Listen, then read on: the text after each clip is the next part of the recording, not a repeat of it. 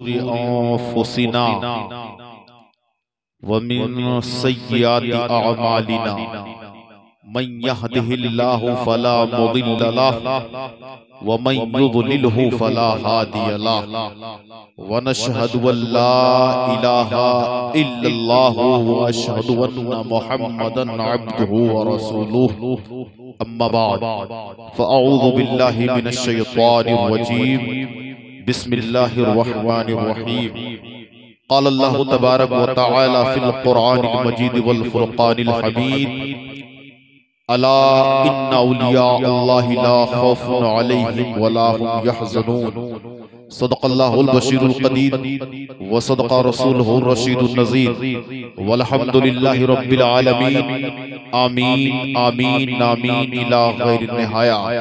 हज़रात, आइए कुछ कहने और सुनने से क़ब्ल अपने और सारी कायनात के मरकज़ अक़ीदत हुज़ूर रहमतुल लिल आलमीन शफ़ीउल मुज़निबीन ख़ातमुन नबिय्यीन रसूल गिरामी वक़ार महबूब परवरदिगार दोनों आलम के मालिक व मुख्तार हुज़ूर मुहम्मदुर रसूलुल्लाह सल्लल्लाहु तआला अलैहि वसल्लम की बारगाह बेकस पनाह में बावाज़े बुलंद दुरूद शरीफ का नजराना पेश फरमाएं।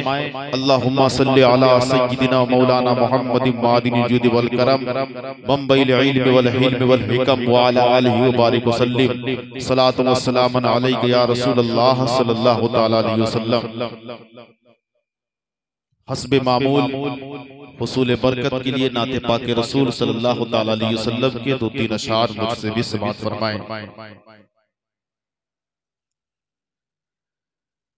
इश्को ईमान के इश्को ईमान के जेवर से सजा रखा है।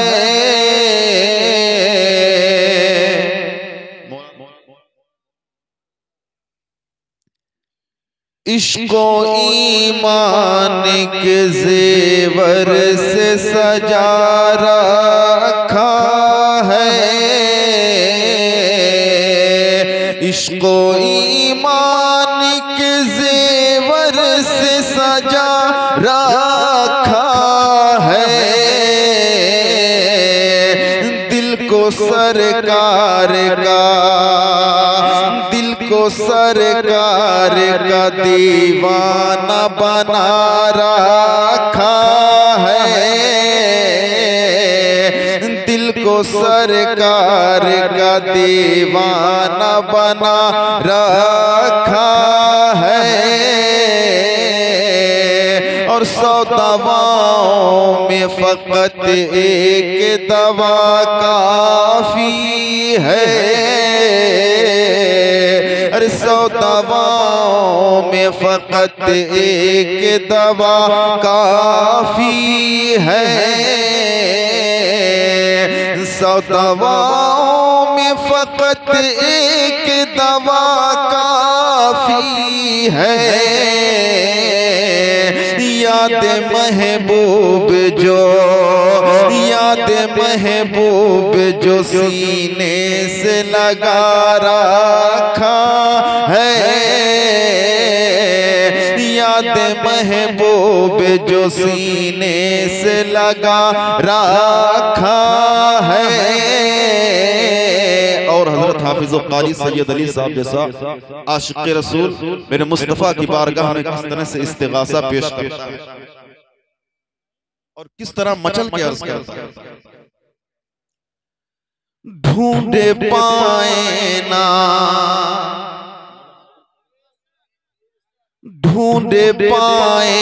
ना जहन्नम के फरिश्ते भी उसे। ढूंढे पाए ना जहन्नम के फरिश्ते भी उसे। अरे ढूंढे पाए ना जहन्नम के फरिश्ते भी उसे। जिसको सरकार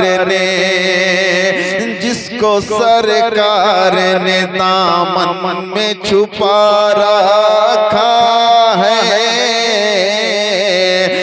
जिसको सरकार ने दामन में छुपा रखा है, अरे ढूंढे पाए न जहन्नम के फरिश्ते भी उसे, जिसको सरकार ने दामन में छुपा रखा है, जिसको सरकार ने दामन में छुपा रखा है, इश्को ईमान के जेवर से सजा रखा है। मुझे होश कब थी रुकू की, मुझे क्या खबर थी सुजूद की, तेरे नक्श पा की तलाश थी कि मैं झुक रहा था नमाज में। सुबह तैबा में हुई, बढ़ता है बाड़ा नूर का, सदका लेने नूर का, आया है तारा नूर का, बागे तैबा में सुहाना फूल फूला नूर का, मस्तबू है बुलबुले पढ़ती है कलमा नूर का, मैं गदा तू बादशाह भर दे प्याला नूर का, नूर दिन दूना तेरा दे डाल सदका नूर का, नूर की सरकार से पाया दुशाला नूर का, हो मुबारक तुमको ज़ुन्नूरैन जोड़ा नूर का, ऐ रज़ा ये अहमदे नूरी का फैज़ नूर है, हो गई मेरी गजल बढ़कर कसीदा नूर का, दुरूद पाक पढ़े सल्लल्लाहु अलैहि वसल्लम।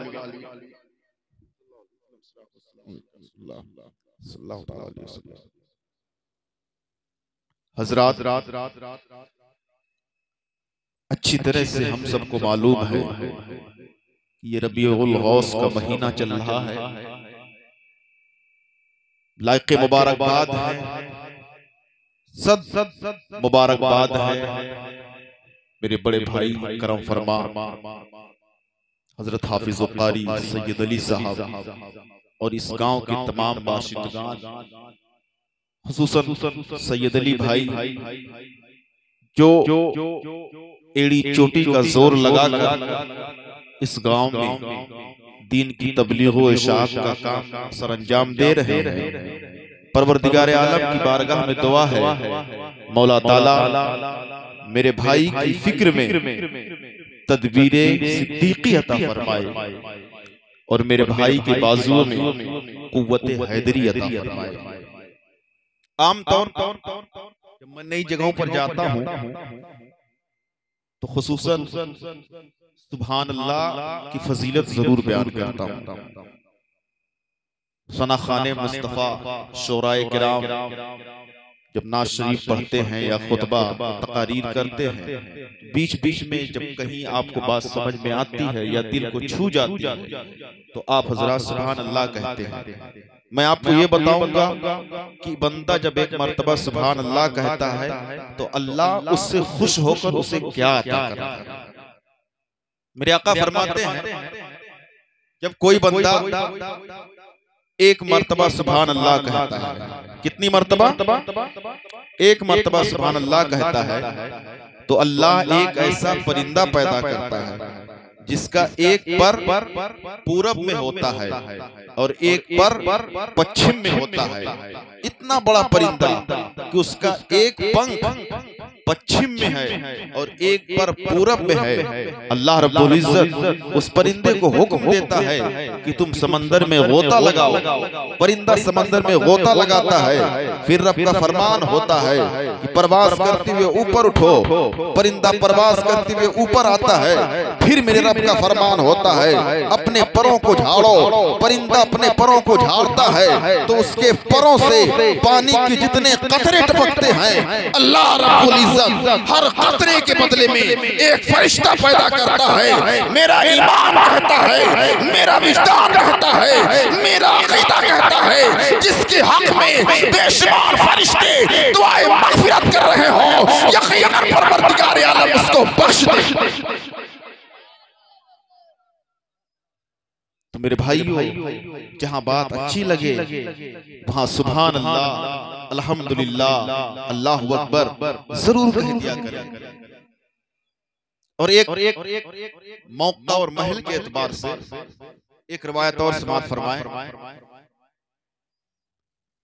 जब हम सबके आका मदीने के ताजदार गुंबदे खजरा से लंबे लंबे हाथों से भीख देने वाले आका हुजूर मोहम्मद अरबी सल्लल्लाहु अलैहि वसल्लम का मुकद्दस नाम आता, तो हम अंगूठे को चूम कर आंखों से लगा लेते हैं, है ना। हम बरेलवी हजरात अंगूठे को चूम कर आंखों से लगा लेते हैं। इस पर मेरा रब क्या अज्र और क्या जज़ा देता है। अल्लाह हबीब सल्लल्लाहु ताला अलैहि वसल्लम तशरीफ फरमा है, सहाबा की अंजुमन लगी हुई है, हजरत बिलाल अजान दे रहे थे। हजरत बिलाल हबशी रदियल्लाहु ताला अन्हु जब अजान से फारिग हो गए तो मेरे मुस्तफा ने पूछा, ऐ मेरे जानिसार सहाबा, क्या तुम में से आज किसी ने देखा है कि अबू बकर ने क्या किया है? सारे सहाबा खामोश। इतने में एक सहाबी खड़े होते हैं, अर्ज करते हैं, या रसूल अल्लाह, मैंने देखा आज जब हजरत बिलाल अजान दे रहे थे, दौराने अजान जब इन्होंने आपके मुकद्दस नाम को लिया, जैसे ही सिद्दीक़ अकबर रज़ियल्लाहु ताला अन्हु आपके मुबारक नाम को सुनते हैं, अंगूठे को चूम कर आंखों से लगा लेते हैं। इतना सुनना था कि मेरे नबी का दरिया रहमत जोश में आया, नबी के लबे मुबारक ने जंबुश किया। नबी इरशाद फरमाते हैं, हदीस शरीफ के अल्फाज ये हैं, मन फाला मिस्लमा फाला खलीली अना तालिब हो फिसुफिल क़ियामत वक़ाइद हो इलल जन्ना। मेरे मुस्तफा फरमाते हैं, जो मेरा नाम सुनकर अंगूठे को चूम कर आंखों से लगा लेगा तो कल क़यामत के मैदान में मैं उसका हाथ पकड़ कर जन्नत में दाखिल। ये बरकत है, इसको कहते हैं इस्लाही। थोड़ा सही को कम कर दीजिए भाई।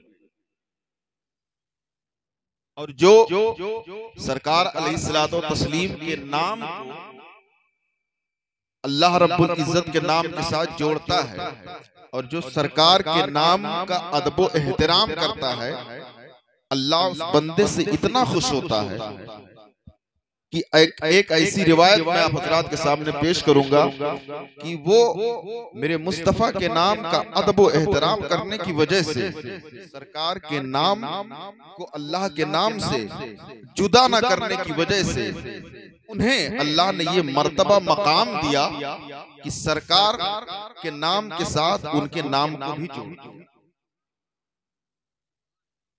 जब सरकार अलैहिस्सलातु तस्लीम के इसमें मुबारक का अदब एहतराम होता है तो जो अदब एहतराम करता है, अल्लाह रब्बुल इज्जत उसके मकाम को भी बुलंद कर देता है और उसके नाम को भी बुलंद कर देता है। आओ देखो, सरकार अलैहिस्सलातु तस्लीम अंगूठी पहने हुए थे। सरकार ने बड़े चहेते सहाबी नबी की यार है, मेरे मुस्तफा के 2 साल से छोटे हैं, हुजूर अलैहिस्सलातु तस्लीम के बचपन के दोस्त हैं, हजरत अबू बकर सिद्दीक रज़ियल्लाहु ताला। उन्हें मेरे सरकार ने बुलाया, आपने अंगूठी दी, अंगूठी का नगीना दिया। इरशाद फरमाते हैं, अबू बकर इस अंगूठी को लेकर जाओ, नक्काश के यहाँ ला इलाहा इल्लल्लाह लिखवा लाओ। हजरत अबू बकर सिद्दीक रज़ियल्लाहु ताला अन्हु जब नक्काश के पास पहुंचे तो आपने कहा, इस अंगूठी के नगीने पर ला इलाहा इल्लल्लाह मुहम्मदुर रसूलुल्लाह लिख। नक्काश लिख दिया, आप अंगूठी लाए, मेरे मुस्तफा की बारगाह में पेश कर दी। सरकार ने जब देखा तो अंगूठी के नगीने पर ला इलाहा इल्लल्लाह मुहम्मदुर रसूलुल्लाह अबू बकर सिद्दीक लिखा।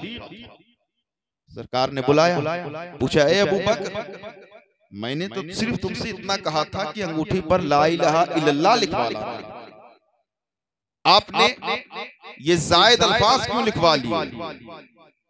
तो हजरत अबू बकर सिद्दीक रज़ियल्लाहु अन्हु अर्ज करते हैं, या रसूल अल्लाह, मुझसे गवारा न हुआ कि अल्लाह के नाम से आपके नाम को जुदा कर दूं, इसलिए मैंने ला इलाहा इल्लल्लाह के साथ मुहम्मदुर रसूलुल्लाह भी लिखवा दिया। इतना कहना था। हजरत सिद्दीक अकबर अर्ज करते हैं, मेरे आका, रहा मेरा नाम तो उसको मैंने नहीं लिखवाया। अभी ये बात चल ही रही थी कि रब का हुक्म हुआ, मेरे रब ने इरशाद फरमाया, ऐ जिब्रील पर परवास करते हुए जाओ और नबी की बारगाह में हाजिर होकर सारा मामला बयान कर दो। हजरत जिब्रील अमीन मेरे मुस्तफा की बारगाह में हाजिर होते हैं, अर्ज करते हैं या रसूल अल्लाह, जब हजरत अबू बकर को ये गवारा ना हुआ कि रब के नाम से नबी के नाम को जुदा कर दिया जाए, तो रब को ये गवारा ना हुआ कि नबी के नाम से अबू बकर के नाम को जुदा कर दिया जाए। ऐ मेरे आका, अबू बकर ने आपके नाम को रब के नाम से अपनी मर्जी से लगाया था और मैंने अल्लाह के हुक्म से अबू बकर के नाम को आपके नाम से मिला।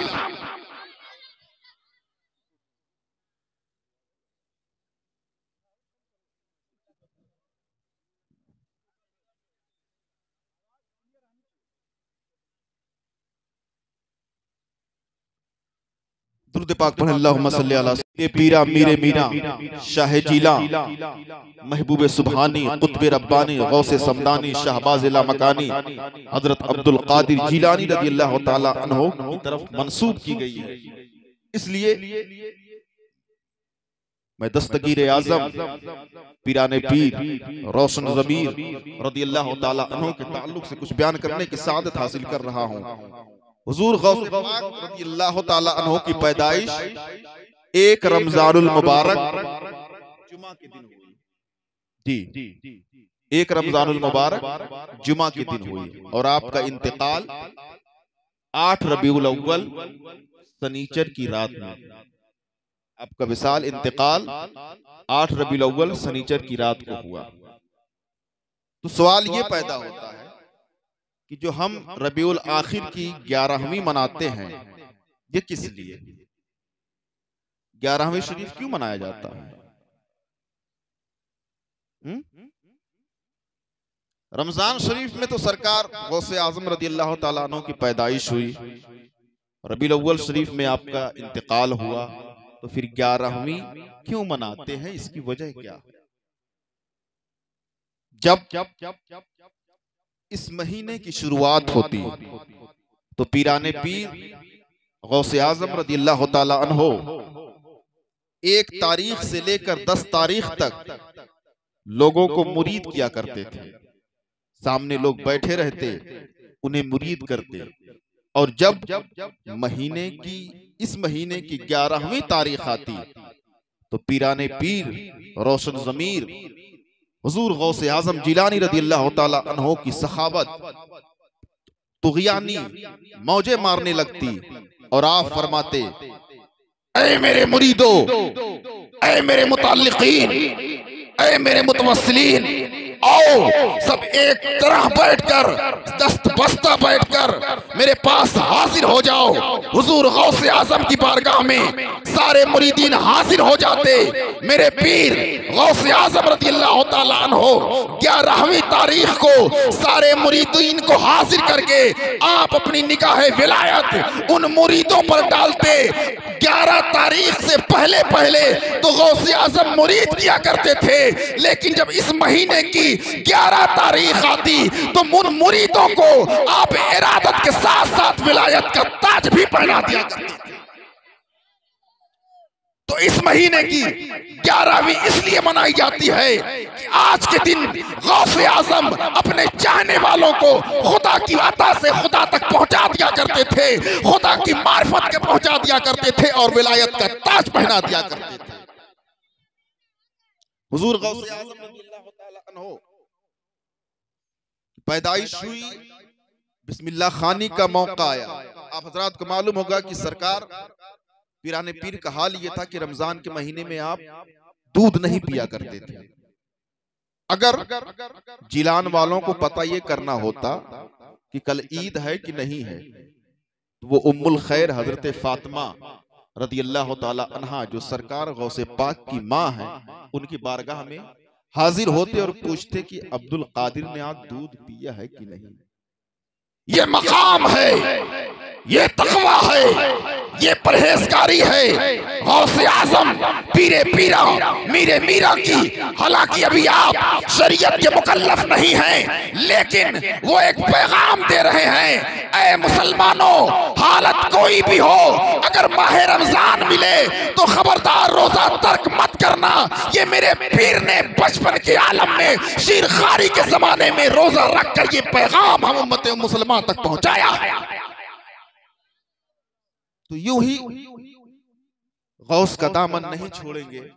नारा लगाने से ज्यादा जरूरी है कि हम बड़े पीर की सीरत को भी इख्तियार करें, उनकी तालीम पर भी अमल करें और उनके तौर तरीकों को भी अपनाएं। आपकी बिस्मिल्लाह खानी के लिए आपके वालिद मोहतरम हजरत अबू सालेह मूसा जंगी रहमतुल्लाह अलैह उस्ताद मोहतरम के पास ले जाते, तशरीफ ले गए। आप सामने बैठे, इधर उस्ताद बैठे हुए हैं, दो जानू बैठ गए। आपके उस्ताद ने कहा पढ़ो बेटा बिस्मिल्लाहिर्रहमानिर्रहीम। तो पीराने पीर रोशन ज़मीर गौसे आज़म रज़ियल्लाहु ताला अन्हु ने बिस्मिल्लाहिर्रहमानिर्रहीम पढ़ा और बिस्मिल्लाह पढ़ने के बाद मुसलसल 18 पारे सुना डाले।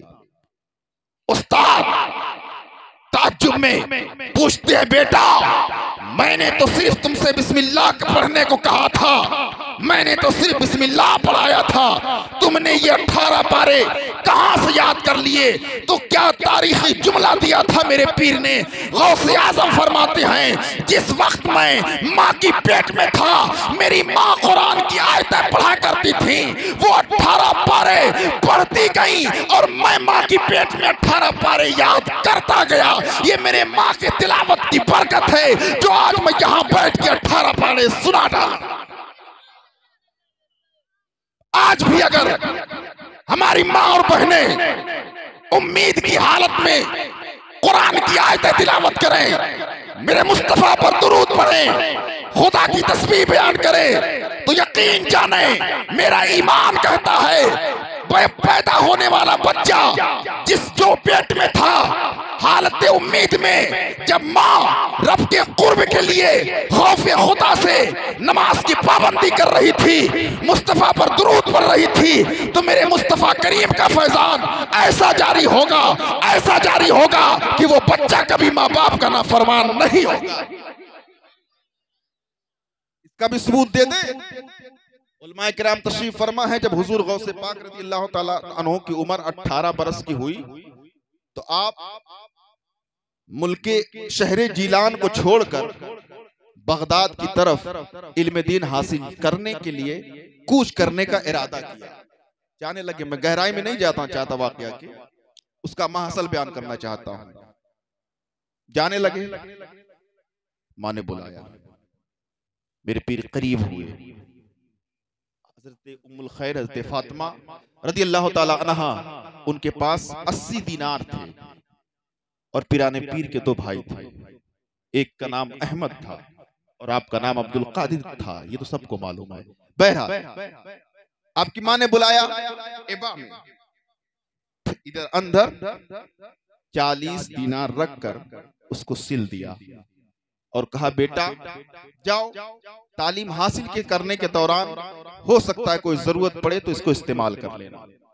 अब गौसे पाक रज़ियल्लाहु ताला अन्हु चलने लगे तो आखिरी बार बुलाकर आपकी माँ ने गौसे पाक को सीने से लगाया, आपकी पेशानी का बोसा लिया, मोहब्बत से बालों में कंघी की, सर को सहलाया और भीगी पलकों की छांव में रुखसत कर दिया और वादा किया, बेटा ये मुझसे वादा करो कि कभी झूठ नहीं बोलोगे।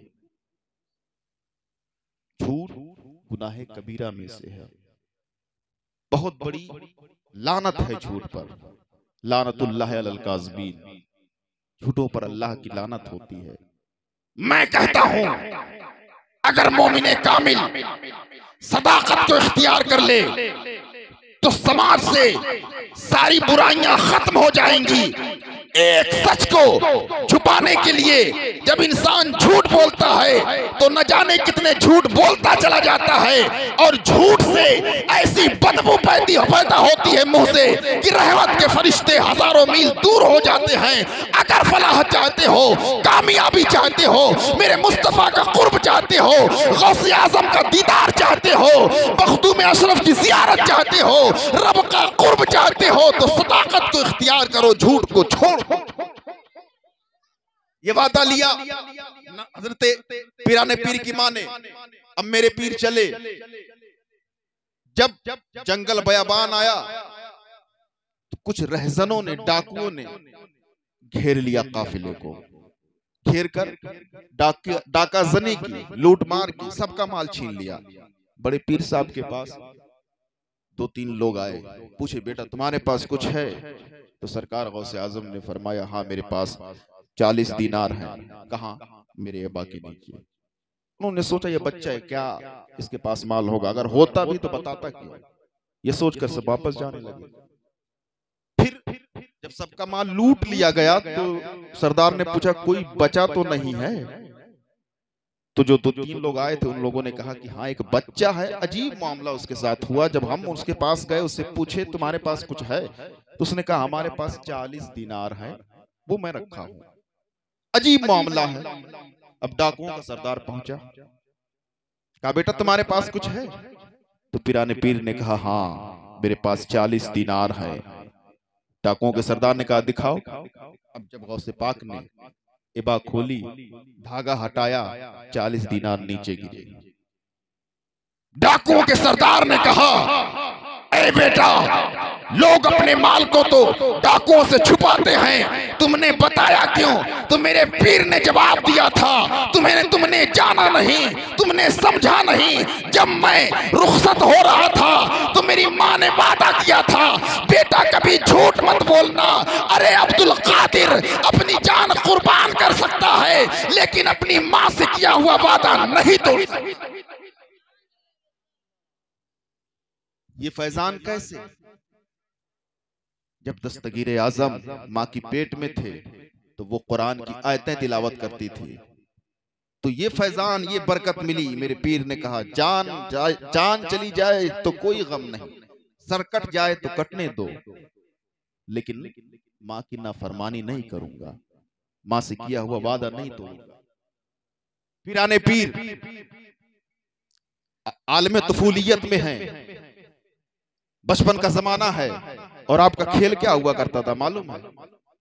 आप बहुत कम खेला करते थे। अव्वलन होता यूं था, बच्चे जब खेलते तो आप दरवाजे के किनारे खड़े होकर आप थोड़ा बहुत देख लेते थे, उसके बाद फिर जाकर मसरूफ हो जाते, जो भी आपको काम रहता। माँ के पास चले जाते, खेती बाड़ी भी कुछ की पीराने पीर ने। लेकिन जब 4 साल की उम्र शरीफ थी, कितनी बरस की?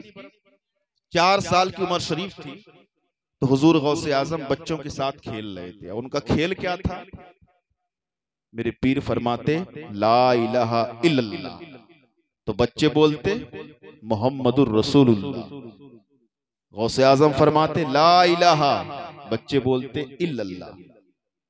इसी तरह चल रहा है सिलसिला। अचानक एक बुजुर्ग जाहिर हुए, वो गुजर रहे थे, उन्होंने सलाम किया, अस्सलामु अलैकुम व रहमतुल्लाह। बच्चों ने जवाब दिया वालेकुम अस्सलाम, और गौसे पाक ने 2 मरतबा जवाब दिया वालेकुम अस्सलाम, वालेकुम अस्सलाम। तो बुजुर्ग ने पूछा बेटा मैंने तो सिर्फ 1 मरतबा सलाम किया था, आपने 2 मरतबा क्यों जवाब दिया? तो हुजूर गौसे आजम फरमाते हैं रहने दीजिए। बुजुर्ग ने बार बार इसरार किया, तो मेरी पीर गौसे आजम दस्तगीर रज़ियल्लाहु ताला अन्हो बुजुर्ग का हाथ पकड़कर पहाड़ की चोटी पर ले जाते हैं और कहते हैं वो बस्ती देखिए। बुजुर्ग ने बस्ती की तरफ निगाह डाली, आप फरमाते हैं गौसे आजम रज़ियल्लाहु अन्हो बस्ती में वो मकान नजर आ रहा है। उन्होंने कहा हाँ। मेरे पीर ने फरमाया आज से 4 साल पहले तुम उस बस्ती में आए थे कि नहीं? उसने कहा हाँ मैं आया था। मेरे पीर कहते हैं तुमने सलाम किया था। उसने कहा हाँ। गौसे आज़म फरमाते हैं जिस मकान में तूने सलाम किया था उस मकान में कोई मर्द नहीं था, सिर्फ मेरी माँ थी, इसलिए तुम्हें जवाब नहीं मिला था। आज से 4 साल पहले जब तुम आए थे तुमने सलाम किया था, तुम्हें जवाब नहीं मिला। उस वक्त मैं माँ के पेट में था, मैं तुम्हारा इंतजार करता था, तुम्हारी आवाज को पहचान गया था। आज जब तुम आए, तुम्हारी आवाज मेरे कानों में टकराई तो मैंने तुम्हारे आज के सलाम का भी कर्ज उतार दिया और 4 साल पहले के सलाम का भी कर्ज उतार दिया। कहां कहां देखेंगे कहने वाले कहते हैं कि ये कैसे हो सकता है कि बड़े पीर दस्तगीर रज़ियल्लाहु ताला अन्हु कब्र में जिंदा हो या 18 पारे माँ की गोद से याद करके आ जाए। मैं कहता हूं अगर तुम्हारे मौलवी की बात आए तो यहां तक माज़अल्लाह कह देते हो कि अगर और किसी नबी के आने की उम्मीद होती, कोई और नबी आ सकता तो हमारा ये मौलाना होता, हमारा ये पीर साहब होते। उन्होंने यहां तक कह दिया है कि बाज़ औकात में उम्मती अमल में नबी से बढ़ जाता है। माज़अल्लाह, ये कैसे हो सकता है? नबी नबी होते हैं, उम्मती कभी नबी के मर्तबे को नहीं पा सकता। नबी मासूम होते हैं, बेशुमार बेपनाह दर्जात और मरातिब अल्लाह रब्बुल इज्जत ने अंबिया व रसूल को अता किया। बहरहाल बात चल रही है पीराने पीर दस्तगीर आज़म रज़ियल्लाहु ताला अन्हु की। आप शहरे जिलान छोड़कर बगदाद तशरीफ लाए, मदरसा निजामिया में दाखिला लिया, 8 साल वहां तालीम हासिल करते रहे और तालीम के दौरान बसा औकात भूख का गलबा इतना होता था। आज जैसे मतबखों में इंतजाम होता है खाने पीने का, पहले के दौर में मदारिस में मकातिब में खाने पीने का इंतजाम नहीं हुआ करता था, मतबख नहीं चला करते थे। बच्चे अपने खर्चे पर अपने नाश्ते खाने पीने का खुद एहतमाम किया करते थे। एक मर्तबा मेरे पीर को भूख कितनी शिद्दत हुई, आप सोचते हैं कि लाओ दरिया के किनारे जाऊं, अगर कोई हलाल चीज गिरी पड़ी मिल जाए तो उसको उठाकर खा लूं। जब गौसे आज़म वहां पहुंचे ना तो देखे मुझसे पहले 70 फकीर वहां पहुंचकर हाजिर है और वो तलाश कर रहे हैं कुछ खाने पीने की चीजें मिल जाए।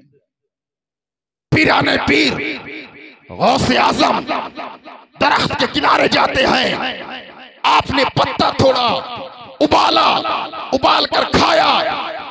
मेरे पीर हुजूर गौसे आज़म इतना पत्ते इस्तेमाल किए थे खाने में, इतना पत्तों का इस्तेमाल किया कि तारीख गवाह है कि गौसे आज़म रज़ियल्लाहु ताला अन्हु की गर्दन पर पत्तियों की निशानी पाई जा रही थी, हरियाली मौजूद दिखाई दे रही थी। इस कदर तकलीफ उठाकर पीराने पीर तालीम हासिल किए, तब जाकर आप मुफ्ती आज़म इराक बने।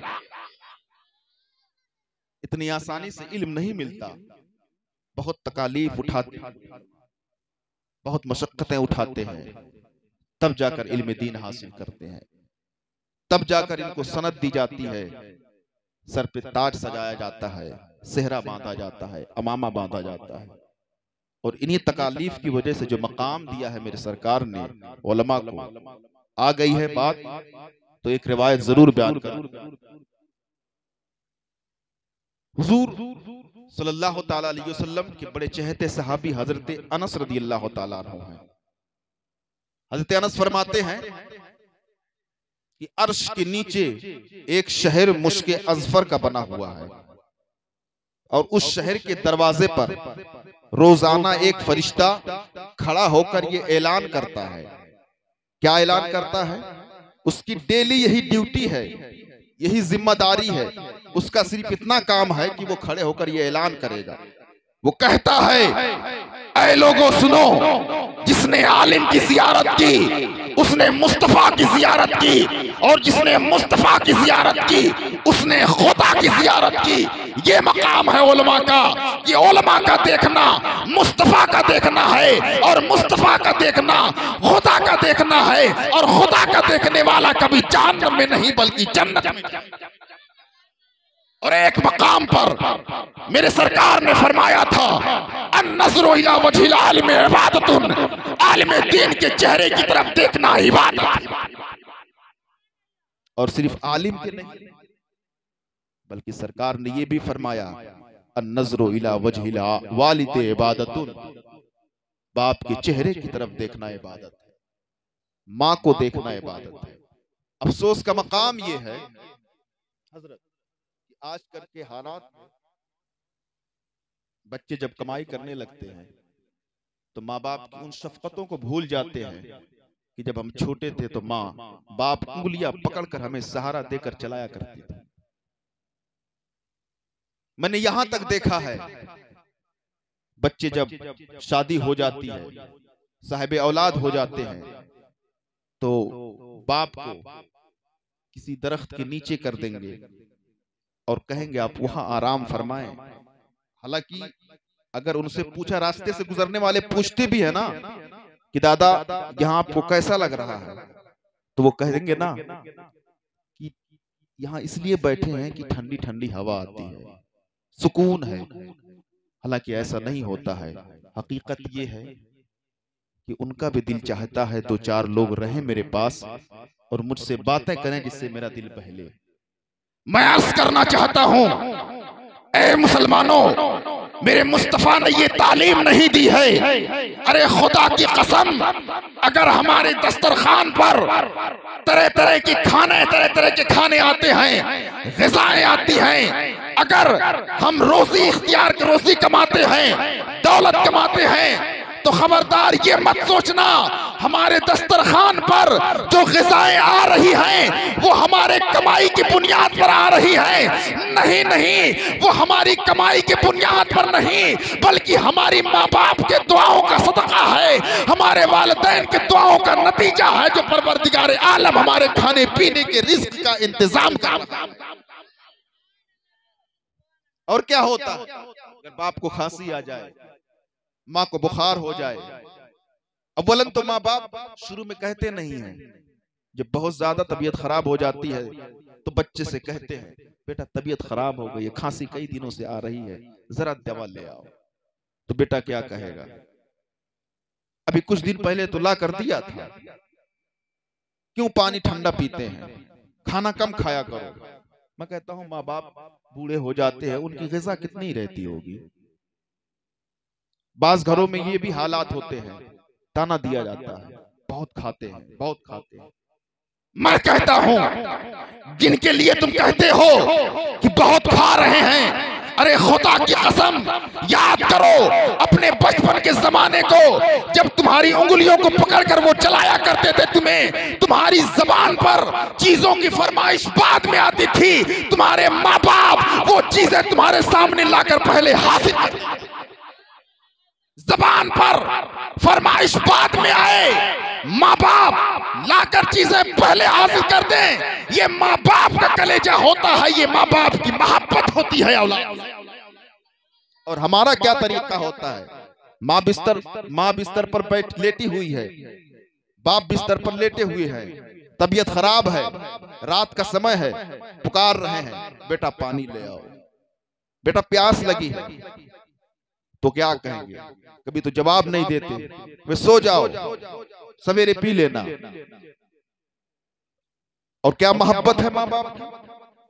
आपके गांव का अगर कोई बच्चा सऊदी रहता है या बाहर रहता है, मुंबई रहता है, तो यकीन जाने आप लोगों में से हर जरूर इस बात को एहसास किया होगा, कोई ना कोई जरूर इस बात को महसूस किया होगा, अगर बेटा हजारों मील दूर हो, खुदा की कसम बच्चे को अगर तकलीफ होती है तो पता नहीं कैसा ताल्लुक अल्लाह ने पैदा कर रखा है कि बेटा परदेश में है, बेटा सऊदी में है, वहां बच्चे को तकलीफ हुई, माँ का दिल यहां बेचैन हो जाता है।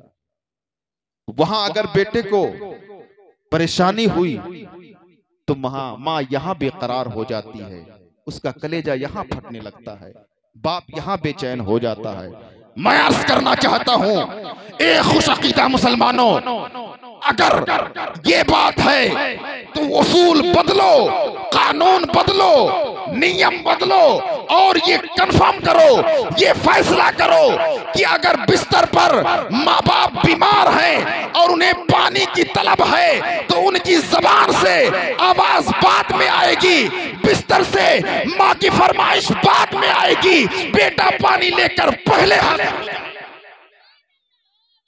ये अकीदा बनाओ, ये तरीका बनाओ, ये उसूल बनाओ।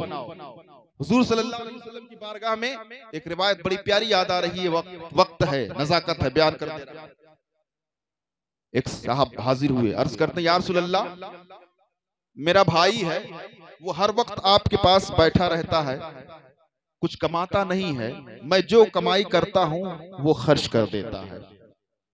या रसूल अल्लाह, आप उससे कहें कि वो भी कुछ कमाई कर लिया करे। तो मेरे आका फरमाते हैं, तुम कैसी बात कर रहे हो? तुम ये कह रहे हो तुम्हारी कमाई ये यहाँ बैठकर जो दीन हासिल करता है, इल्म सीखता है, इसकी वजह से तुम्हारी कमाई खत्म हो जाती है, ये तुम्हारी कमाई को, तुम्हारी दौलत को खर्च कर देता है। अरे नादान सुन, तू जो कमाई करता है वो तेरी मेहनत की वजह से नहीं मिलती, तुझे जो रिस्क परवरदिगार आलम देता है वो इसलिए देता है कि तेरा भाई यहाँ मेरे पास बैठकर इल्म दीन हासिल करता है। जो तुझे रिस्क अता किया जा रहा है वो तेरी मेहनत की बुनियाद पर नहीं, बल्कि तेरे भाई के इल्म दीन सीखने की बुनियाद पर दिया जा रहा है। तो इल्म दीन हासिल करने की फजीलत भी यहां पता चलती है। कोशिश कीजिए कि इस गांव में भी आप मदरसा तामीर करें, ताउन करें, जैसी जरूरत हो अपने हस्बो साथ। देखिए, कोशिश करना बंदे का काम है और उसको मंजिल तक। पीराने पीर गौसे आजम रदी अल्लाह ताला अन्हो की करामत बयान करके मैं अपनी जगह हासिल कर लेता। उससे पहले दुरूद पाक पढ़े, अल्लाहुम्मा सल्ली अला सय्यिदना मौलाना मुहम्मद मादिन वल करम मुंबई इल्म वल हिल्म वल हिकम व अला आलिहि बारिक वसल्लम सलातु व सलाम अलैका या रसूल अल्लाह सल्लल्लाहु तआला अलैहि वसल्लम। हुजूर गौसे आजम रज़ियल्लाहु ताला अन्हु बगदाद की सरजमीन है, तशरीफ फरमा है। आप तशरीफ ले जा रहे थे, बाजार से गुजर हुआ, क्या देखते हैं बड़ी भीड़ भाड़ है, बड़ा इज़्तिहाम है, बहुत से लोग इकट्ठा हैं। आप करीब गए तो एक डाकू था, मुजरिम था, उसको काजी शहर ने फांसी की सजा दी थी। उसको सजा दी जा रही थी तो फांसी पर उसको जब चढ़ाया जा रहा था तो फांसी पर लटकने से पहले, सूली पर चढ़ने से पहले उसने एक मर्तबा मजमे में अपनी नजर दौड़ाई। मजमे में जब नजर दौड़ाई तो नजर उसकी चलते चलते घूमते घूमते एक नूरानी चेहरे पर पड़ी, और वो नूरानी चेहरा हम सबके पीर गौसे आजम रज़ियल्लाहु अन्हु का था। सरकार की नजर उस पर पड़ी और उस मुजरिम की नजर मेरे गौस पर पड़ी, उसको सूली चढ़ा दी गई, फांसी दे दिया गया, इंतकाल हुआ, रूह कब्ज़े उनसरी से परवास कर गई, उसकी लाश को वर्षा के हवाले कर दिया गया, कफन हुआ, दफन हुआ, तजहीज़ो तकफीन हुई। फिर जब रात हुई तो काजी साहब ने ख्वाब में देखा कि वही मुजरिम जिसको फांसी की गई थी वो जन्नत में जा रहा है। काजी साहब पलट कर पूछ पड़े, अरे तुम्हें तो फांसी की सजा दी गई थी, वो भी शरीयत के कानून के एतबार से, और तुम्हें यह मकाम कैसे मिला कि तुम्हारे दाएं बाएं फरिश्तों का झुरमुट है और तुम्हें इतनी शान और शौकत से जन्नत में ले जाया जा रहा है? वो पलट कर जवाब देता है, काजी साहब, बेशक मैं इस बात का मुस्तहिक था कि मुझ पर खुदा का अजाब हो, लेकिन मरने से पहले मैंने अपनी आखिरी नजर जो डाली थी वो रब के महबूब बंदे गौसे आजम पर पड़ी। जब अजाब के फरिश्ते आए तो रब ने फरमाया, ऐ रहमत के फरिश्तों, जल्दी जाओ और उस बंदे की रूह को उठाकर जन्नत की तरफ लेकर जाओ, क्योंकि मुझको गवारा नहीं है कि मरने से पहले पहले जिसने मेरे महबूब बंदे अब्दुल कादिर का चेहरा देख लिया हो उसको मैं जहन्नम में डालूं।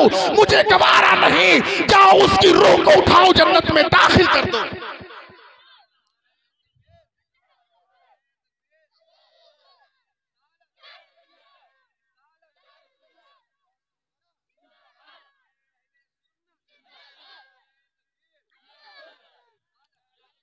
मैं पूछना चाहता हूं, जब चेहरे गौसे आजम का ये हाल है तो चेहरे मुस्तफा का हाल क्या होगा? अगर पीराने पीर के चेहरे पर नजर पड़ जाए तो वो जन्नती हो जाए, और मेरे मुस्तफा के चेहरे पर अगर नजर पड़े तो जन्नती क्यों ना हो? अरे जब उनके गदा भर देते हैं शाहाने ज़माना की झोली, मोहताज का जब ये आलम है तो मुख्तार का आलम क्या? जाते जाते एक मसला बता दो। साहब, लोग कहते हैं कि सरकार के माँ बाप वालिदैन जहन्नमी है कुछ फिरका। मैं कहता हूँ यार, ये सारी बातें तुम लोग लाते कहां से हो? हुजूर सल्लल्लाहु ताला अलैहि वसल्लम एक यहूदी औरत थी और वो मेरी सरकार की सख्त दुश्मन थी, इतनी बड़ी दुश्मन थी कि रास्ते में कूड़ा करकट तकलीफ देने वाली चीजें रख दिया करती थी। एक रोज मेरे मुस्तफा करीम अपनी पीठ लगाकर उसकी दीवार पर टेक लगाए खड़े हो गए। टेक लगाकर खड़े हुए, उधर से हज़रत जिब्रील हाजिर हो गए। अर्ज करते हैं, या रसूल अल्लाह, अंदर जाएं, उस यहूदिया को कलमा पढ़ाएं, मुसलमान बना दें। मेरे आका फरमाते हैं, अरे वो तो मेरी दुश्मन है, मेरी जान की भूखी है, हर वक्त मुझे ईजा देने के लिए तदबीर बनाती रहती है। तो हज़रत जिब्रील अर्ज करते हैं, या रसूल अल्लाह, ऐ मेरे आका, रब तबारक व तआला आपकी बरकत से उसके दिल की दुनिया को बदल चुका है। ऐ मेरे मुस्तफा, आपकी पीठ, आपका जिस्म अतहर उसके घर के दीवार से लग गया है, इसलिए परवरदिगार आलम को ये गवारा नहीं कि महबूब का जिस्म जिसके घर से लग जाए उसका कोई फर्द जहन्नम में जाए, ये रब को गवारा नहीं। मेरे आका, आप जाएं, कलमा पढ़ाना आपका काम है, बख्शना रब का काम है।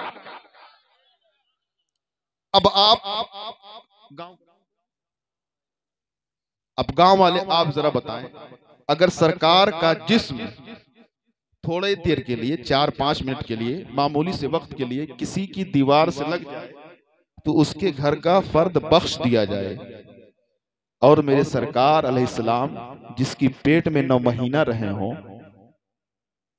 समझ में आ रही बात? मेरे आका जिसकी पेट में 9 महीना रहे हों, अल्लाह उसे कैसे जहन्नम में डाल सकता है? मैं कहता हूं, अगर मेरे मुस्तफा का जिस्म चंद सात के लिए, चंद लम्हे के लिए एक यहूदिया के मकान से लग जाए तो परवरदिगार आलम उसे बख्श देगा। तो मेरा मुस्तफा जिसके पेट में 9 महीना रहे, यकीनन परवरदिगार आलम उन्हें जन्नती तो बनाएगा ही, और न जाने कितने हजारों लाखों लोगों को उनकी माँ के सदके में बख्श कर जन्नत अता फरमाएगा।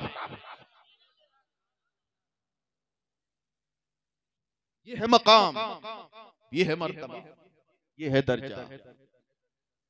सरकार अलैहिस्सलाम की शान है गौसे आज़म, मेरे आका का मौजज़ा है गौसे आज़म। हुजूर पीराने पीर दस्तगीर आज़म रज़ियल्लाहु ताला अन्हु मक्का की सरजमीन पर एक मर्तबा बोले, या गौसल मदद। थोड़ा और मोहब्बत से बोले, जो मैं रिवायत बयान करने जा रहा हूं इंशाअल्लाह ईमान ताजा हो जाएगा। बोले, या गौस अल मदद। अब देखें इसका सिला क्या मिलता है। बड़ी मोतबर रिवायत है। मेरे आका गौसे आजम मक्का की सरजमीन पर हैं, महवे इबादत हैं, रब की इबादत कर रहे हैं। रब की रहमत जोश में आई। मेरे रब ने फरमाया अब्दुल कादिर मांगो क्या चाहते हो। हुजूर गौसे आजम अर्ज करते मौला मैं जो चाहता हूं तो खूब जानता है। फिर अल्लाह रब्बुल इज्जत ने फरमाया प्यारे जरा मांग तो सही क्या चाहता है। फिर मेरे पीर ने कहा मौला तू दिलों के राज को जानता है, अलीम बिजाती सुदूर है, तू खूब जानता मैं क्या चाहता हूं।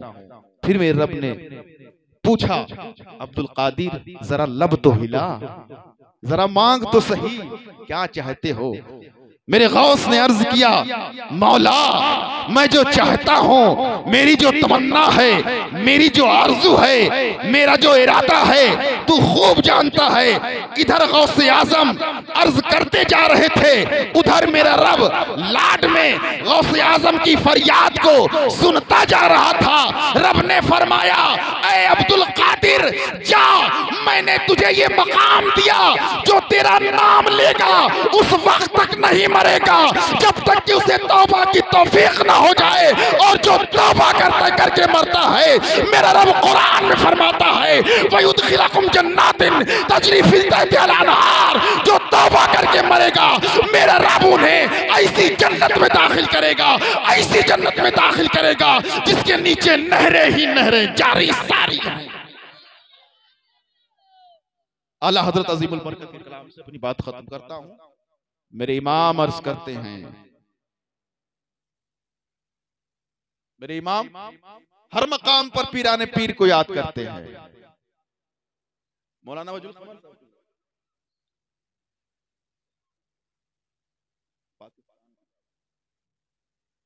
हजरत जमात अली रहमतुल्लाह अलैह आप इबादत कर रहे थे, तस्बीह पढ़ रहे थे, गौसे आजम का वजीफा पढ़ने लगे, अचानक पीराने पीर गौसे आजम दस्तगीर तशरीफ लाए।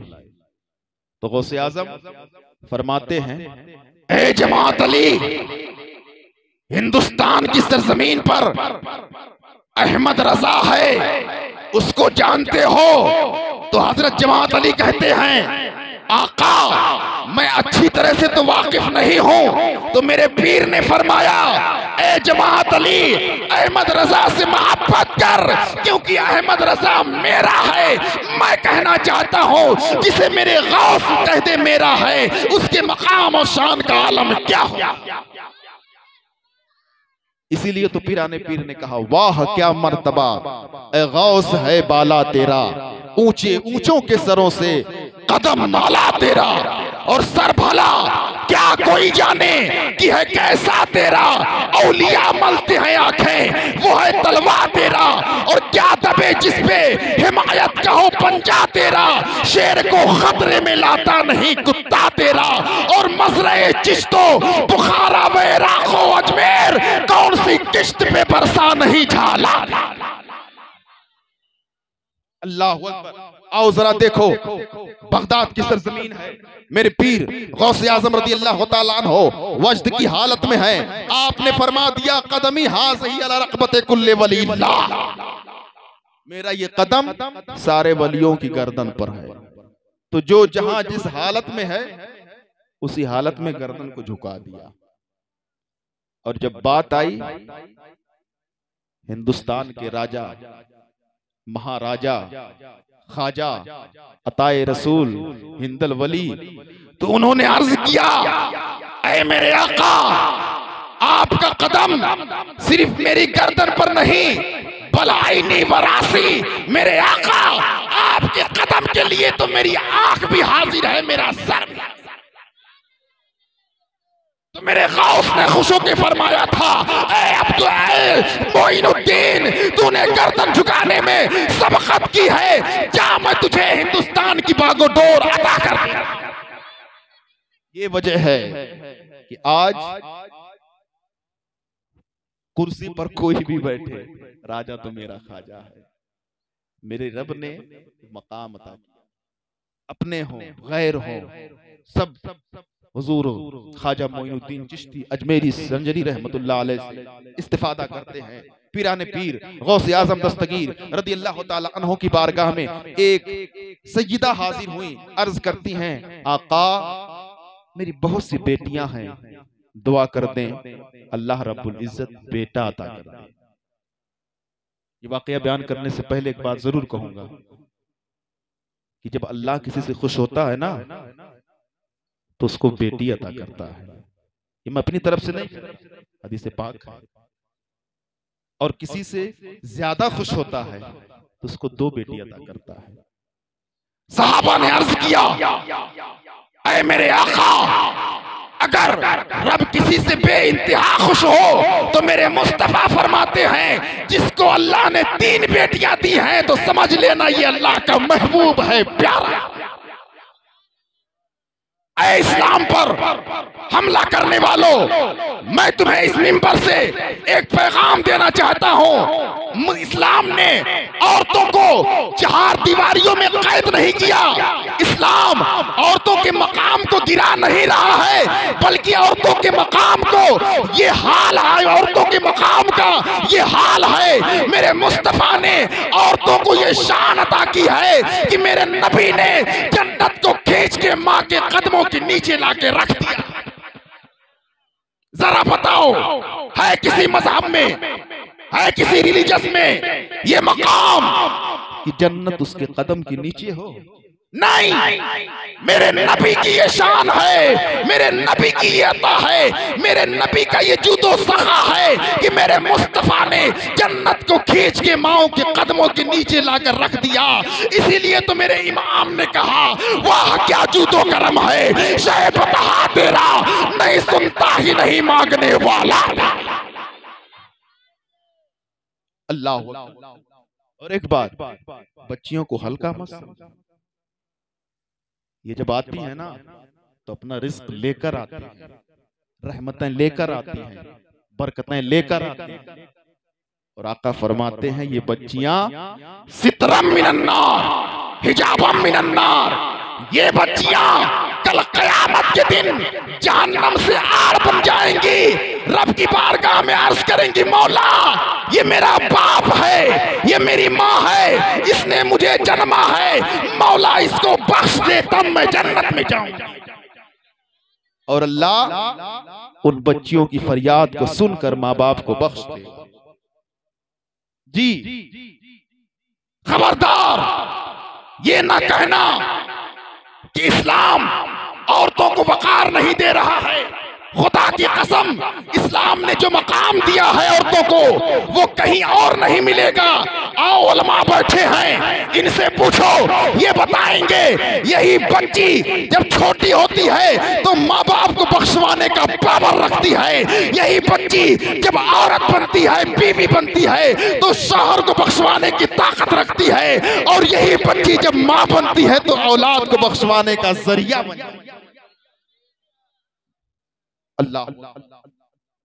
बात चल रही थी, एक सैयदजादी पीराने पीर की बारगाह में अर्ज करती हैं, या सरकार बहुत सी बेटियां हैं मेरी, हुजूर दुआ कर दें अल्लाह एक बेटा अता कर दे।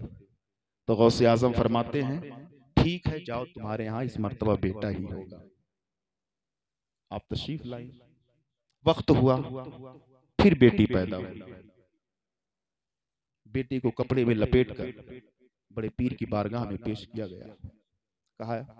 कहा गया हुजूर आपने जिसके हक में दुआ की थी और वो भी सैयदजादी थी, उनके यहाँ फिर बेटी पैदा हुई है।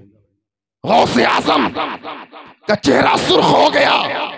जलाल में आते हैं, बच्ची को मांगा, हाथ में लिया, मेरे पीर ने बच्ची को दाईं तरफ घुमाया, बाईं तरफ घुमाया, दे दिया। अब जब उन लोगों ने देखा, जब गौसे आजम के हाथ में दिया था तो बेटी थी, जब उनके हाथ से ले रहे तो बेटा नजर आ रहा। इसी तरह करामात अगर बयान की जाए पीराने पीर गौसे आजम दस्तगीर रज़ी अल्लाह तआला अन्हु की, बहुत वक्त लगेगा। बहरहाल ये मोहब्बत है गौसे आजम रज़ी अल्लाह तआला अन्हु की। यकीन जाने जिसको भी गौसे आजम से मोहब्बत है ना, मेरे गौस कभी उसको रुसवा नहीं होने देंगे। यारो बस एक मर्तबा मुश्किल के वक्त में गौसे आजम को पुकार कर तो देखो, अगर तुम्हारी मदद को ना आए तो कहना। गौसे आजम फरमाते हैं, अरे अगर मेरा मुरीद वहां हो, मेरा चाहने वाला वहां हो जहां सूरज निकल रहा है, और मैं वहां हूं जहां सूरज डूब रहा है, वो परेशानी में हो, मुझको पुकारे तो मैं उसकी मदद को पहुंच जाऊंगा। आओ देखो। अच्छा हाँ, तारीखी बात, गौसे आजम रदियल्लाहु ताला अन्हु ने जिस बच्ची को बच्चा बनाया, सैयद अली भाई जो सैयदजादी बड़े पीर की बारगाह में बच्ची को लेकर हाजिर हुई थी, आपकी करामत से वो बेटा बने, नाम बताऊं वो कौन है? सुनना चाहते हैं? बड़ी मालूमाती चीज है। उन्हीं का नाम शेख शहाबुद्दीन सुहरवर्दी, वर्दिया ही चला है।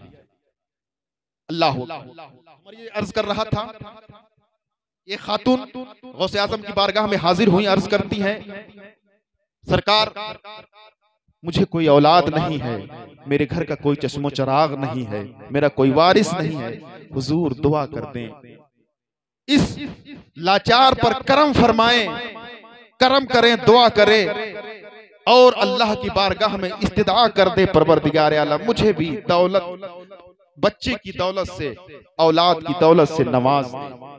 गौसे आजम रदियल्लाहु ताला अन्हु रब की बारगाह में अर्ज करते, मौला इसे एक बेटा अता कर।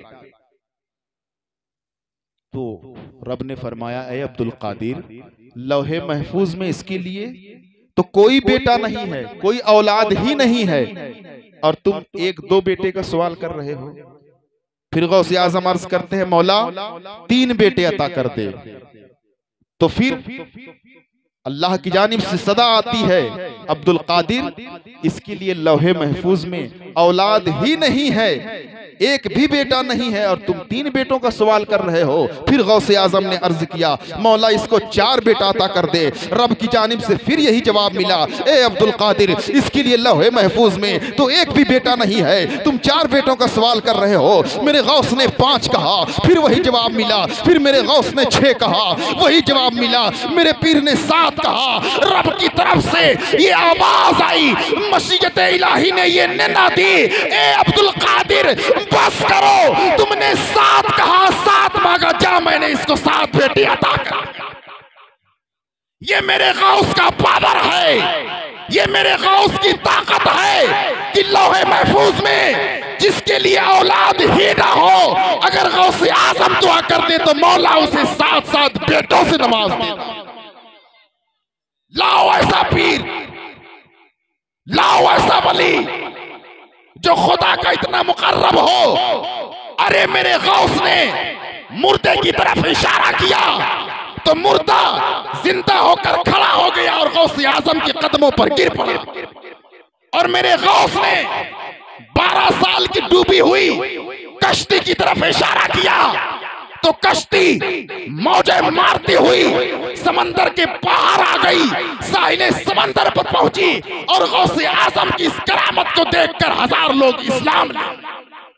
तो जहां जहां मेरे गौस करामत दिखा रहे हैं, जहां जहां गौसे आजम की करामत नजर आ रही है, वहां वहां दीन की इशाअत और तबलीग भी हो रही है।